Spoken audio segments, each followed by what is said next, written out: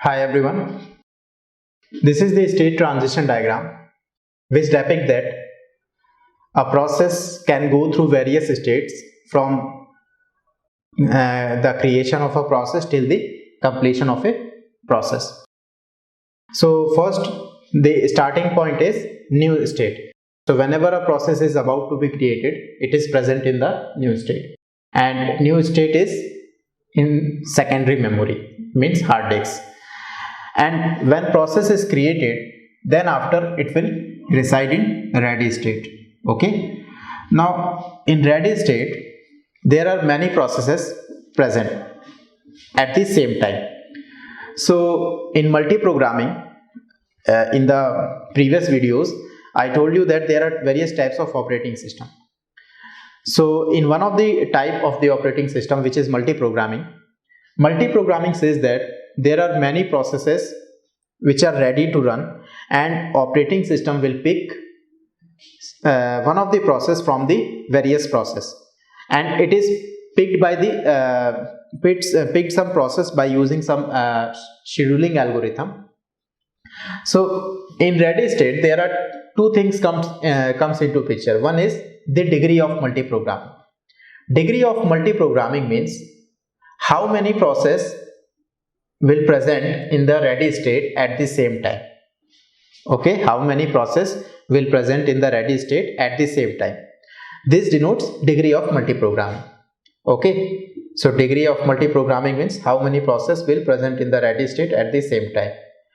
Let's say if ready state contain 100 process at the same time, simultaneously 100 process at the same time, then the degree of multi-programming will be 100. Okay, and the second thing is, let's say there are basically two types of particular mode of running a process. These modes are one is preemption and other is non-preemption or without preemption. Okay, so what I mean to say, a process is running in two modes. Okay, either it is run in the preemption mode, or either it is run in the non-preemption mode. Okay, so what is preemption and what is non-preemption, we will see through various examples in the later videos. So but here I will give you a brief idea what is preemption and what is non-preemption. Preemption says that whenever a high priority process, or when the time of a particular process is finished, then this process will forcefully removed from the CPU, and it will get back to the ready state, or let's say suspend ready state. Okay, then it is called preemption mode. And non-preemption mode means when a process is picked by CPU, then till its completion it will not leave the CPU. Okay, so till its completion it will not leave the CPU is generally non-preemption mode. And if a process is forcefully removed from the CPU and present in the wait state, then it is a preemption mode. Okay, and preemption is also denoted multitasking. So in multitasking we see that multitasking is nothing but multi-programming with preemption, and it is also called as time sharing. Okay, so preemption is also time sharing or multitasking, whereas non-preemption means process till its completion does not leave the CPU. Okay, so these two things while you handling the ready state, and degree of multi-programming is also required here.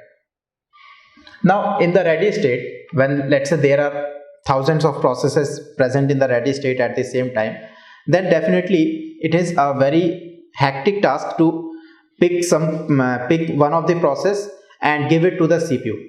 So this task will be done by the scheduler. Okay, so either scheduler or dispatcher will pick one of the process from the various from among the various process, and it will give to the CPU. Okay, So scheduler or dispatcher have the responsibility to pick one process and give it to the CPU, and when it is picked by CPU, then it will present in the run state and it will executed by the CPU. Okay, so running state generally depict the execution of a process. Okay, and if a process let's say executes its task, then it will finishes, and after it will go to the termination state. Termination state means we will kill the process.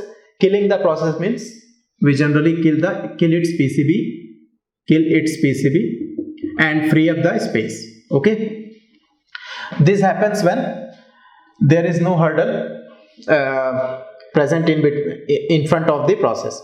Okay, but let's say if higher priority process comes and the running process is having low priority compared to the higher priority process, then this higher priority process, let's say process PI, will go to either ready state. Okay, will go to either ready state or it will go to the suspend ready state. So here priority or time quantum will decide whether a process will move from run to ready state. So whenever a low priority process is executed by CPU, then it will definitely forcefully go back to the ready state when high priority process comes in the ready state. And what about the wait or block state? Wait or block state comes into picture when a process needs some input output task. For example, a process needs to be read something from the keyboard, or it will print something from the printer.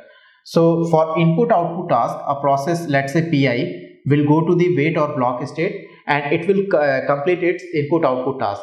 And after input output completion, it will again go to the ready state, not run state. It will go to the ready state, and then after it will be picked by the CPU to complete its execution. So whenever a process needs IO, it will go to the wait or block state. So wait or block state is also present in the main memory, run state is also present in the main memory, and ready state is also present in the main memory. Got it? Okay. The next state is suspend wait or suspend block. So how suspend wait or suspend block comes into picture? Let's say some process PI is present in the wait or block state. Okay, and other process, let's say process PJ, process PJ needs input output, then it will definitely come to the wait or block state, and assume that there is no space available in the wait or block state, and this PJ process having higher priority than this PI process, then definitely this PI process will go back to the suspend wait or suspend block, and suspend wait or suspend block is present in the secondary memory. Okay, so whenever a process having low, whenever we have lack of resources or there is less amount of memory available for wait or block state, then definitely some process will go to the suspend wait or suspend block state, and whenever there is a memory available, then it will again resume to the wait or block state. Okay, and from suspend wait or suspend block, the process may come to suspend ready state if its input output is completed, but still it is suspended. How it is suspended? Because of a lack of resources or because of lack of memory available. Okay, so from suspend wait or suspend block, a process may come in the suspend ready. And how suspend ready comes into picture? From ready state, if there is no space available for any process in the ready state, then it will go to the suspend ready state, and suspend ready state is also present in secondary memory. And when there is space available, then again this process will resume to the ready state, from suspend ready to ready state. So I think I have covered all the aspects related to the various states of a process.